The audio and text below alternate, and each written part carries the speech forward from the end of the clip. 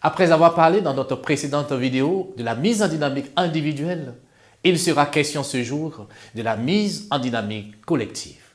Gérer la performance des collaborateurs est l'un de vos rôles clés en tant que manager. Vous devez suivre et accompagner la performance de votre propre équipe au quotidien, l'insuffler un élan collectif. Comment un manager peut-il arriver à mettre en place une dynamique collective?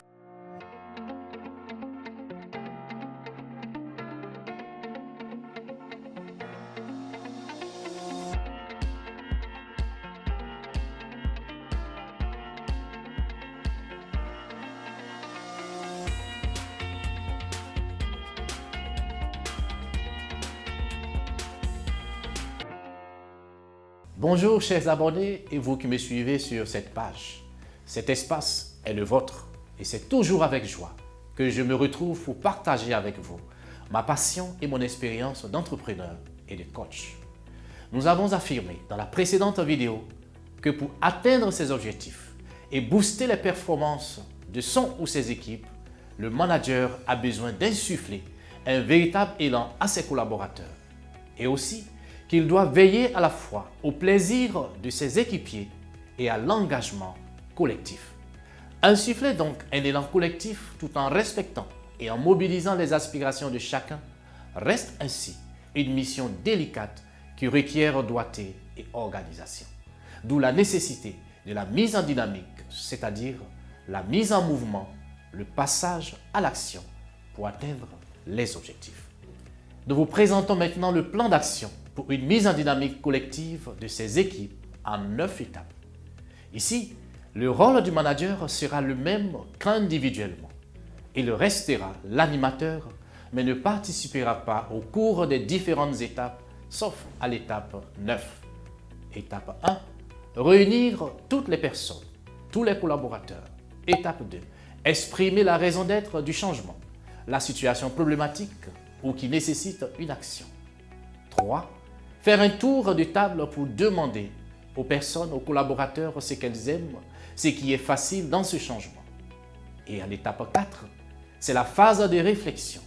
Le temps est donné à chacun de réfléchir à la problématique. En 5, poser les règles pour la prise de parole. Pas de jugement, on ne se coupe pas la parole, pas d'ironie, etc. Étape 6, nous donnons la parole à chacun. Étape 7, faire un travail de groupe, scindé en sous-groupes. Étape 8, chaque groupe se met d'accord avec ses participants sur une vision, objectif, plan d'action et note les idées essentielles qu'ils retiennent. Étape 9, les groupes présentent leurs idées devant les autres. Elles sont compilées au fur et à mesure. Ensuite, un travail de synthèse et de réduction des idées se fait en collectif. Enfin, il est décidé collectivement les idées qui sont retenues et qui seront appliquées. Nous sommes donc dans un management participatif qui impliquera les équipes plus en profondeur et facilitera donc la mise en dynamique du groupe. Vincent Diseka, expert en management chez CSP Formation et auteur des 5 clés pour réussir ses premiers pas de manager, pouvait affirmer que tout l'art du manager consiste à repérer les potentiels et à placer chacun là où il sera le plus efficace. Il faut capitaliser sur les points forts individuels en veillant à l'adéquation entre les missions et les talents. Si cette vidéo a éclairé un tant soit peu votre lanterne, merci de liker pour m'encourager, d'ajouter des commentaires et surtout partager. Alors toutes les bonnes choses ont une fin.